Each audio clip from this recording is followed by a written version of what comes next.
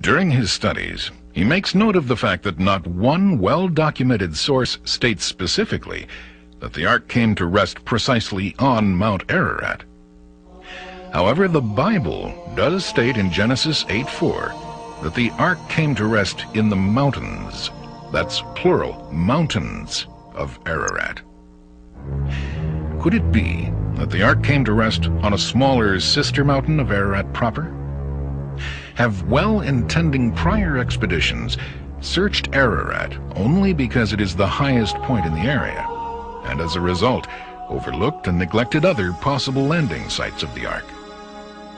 Point by point, Ron begins to build a case for the possibility of the ark not being on Mount Ararat proper. Due to these conclusions drawn from his extensive research, he is more intrigued than ever concerning the possibilities of the site, which was explored and summarily abandoned by the 1960 expedition. In 1977, Ron Wyatt made his first trip to this area. It was during this first trip that Ron found numerous huge Drogue-style anchor stones, all the same approximate size as the one here. These were all in a direct alignment with the boat-shaped object, evidencing their being cut loose or dropped as the ark entered the area of its final rest. These bear ancient iconographic inscriptions of the 8 survivors of the flood. In December of 1978, an earthquake in this highly remote area dropped the soil from around the formation, allowing Ron to see for the first time the rib timbers and deck support timbers visibly exposed on the side. A large crack was also formed along the entire length of the object, and he was able to measure the depth and take samples for analysis. Ron saw a very large rock which had crosses carved on it. About 10 feet in height, this stone had a hole on one end. Ron remembered seeing similar objects in an archaeology book that were anchor stones used on ancient ships in the Mediterranean Sea, but this one was many, many times larger. When their guide saw Ron's excitement at seeing this, he showed them several other similar stones in and around his village. Most of them had 8 crosses carved on them in the Byzantine and Crusader styles. For the first time, Ron realized the possibility that the ark had used such anchors, not for anchoring the ship, but for stabilizing it and holding the nose into the oncoming waves. The crosses on these stones were of the style of ancient Christian Byzantines and Crusaders who were well known for carving crosses on objects they associated with biblical events and places. Did these early Christians connect these stones with the 8 survivors of the flood? The next day, Ron and the boys again began to walk the region. This time they came upon an ancient stone house, partially collapsed. Its great age could be seen by the fact that the ground level around it had been raised several feet by eroding soil from the surrounding hills. Extending out in all directions around the house was a system of stone fences, also almost buried with only their tops extending above the ground. But most interesting were the 2 stones sitting beside the house, one standing and one lying flat. These also had 8 crosses carved on their faces, but the crosses were carved on top of some earlier pictographs. There was what appeared to be an arch across the top, which Ron believes was a rainbow. Below this were 8 figures walking away from an ocean wave shape, above which sat a boat shape.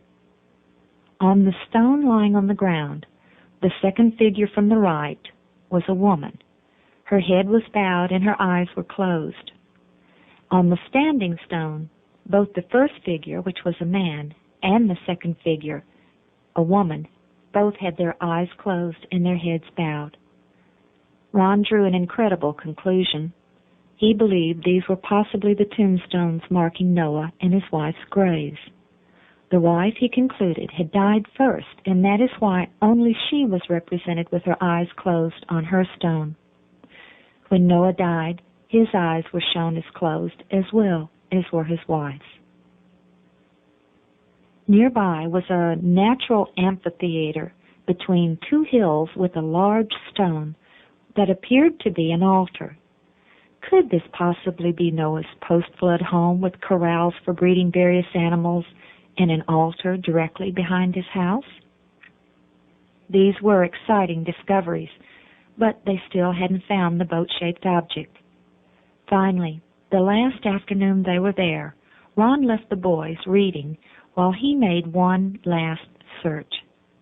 This time he had the taxi drive in a different direction, south of where they had earlier been. When the taxi had gone as far as it could, he began to walk through the mountains. After a while, he saw the boat-shaped formation directly below him. In determining precisely where to begin his investigations, Ron approaches the matter differently than his art-hunting predecessors. Instead of focusing his search on Mount Ararat, he began with a broader scope of vision. He feels strongly that an occasion as momentous as the landfall of Noah's Ark would be made record of in history and ancient legend by local inhabitants of the region. His insight and intuition were to pay off handsomely. He began by visiting and talking to villagers in the general proximity of the boat-shaped object. After several days of becoming acquainted with them and earning their trust, he gets the needed directions to the general area he has awaited so long to visit. At long last, here is the object which has held his fascination for so many years.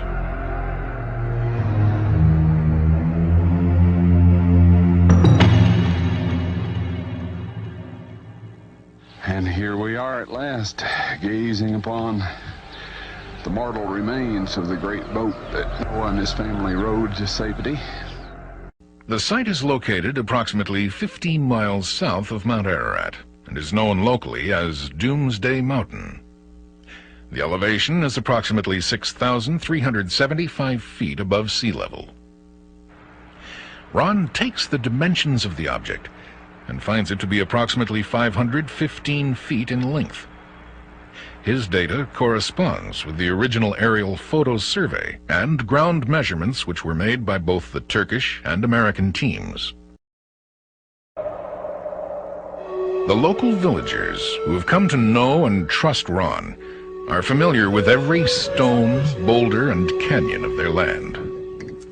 Once again, directions they provide him with lead him to a remarkable series of discoveries.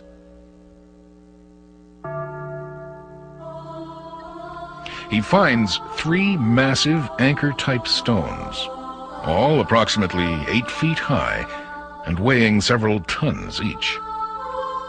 All are similar in proportion and design and have 8 distinct crosses which are carved in the stone in a pattern which Ron and other experts believe refer to the 8 survivors of the flood. The placing and alignment on the stones tell of their relationship to Noah and one another.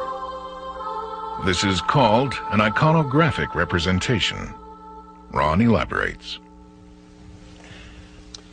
Like all the other grave markers in this area, the Valley of the Eight, this marker once had 8 crosses. Now these are a beautiful representation of the ornate Byzantine cross dating back to approximately the 3rd century AD. The large cross representing Noah is especially ornate. The one representing his wife is quite a beautiful design.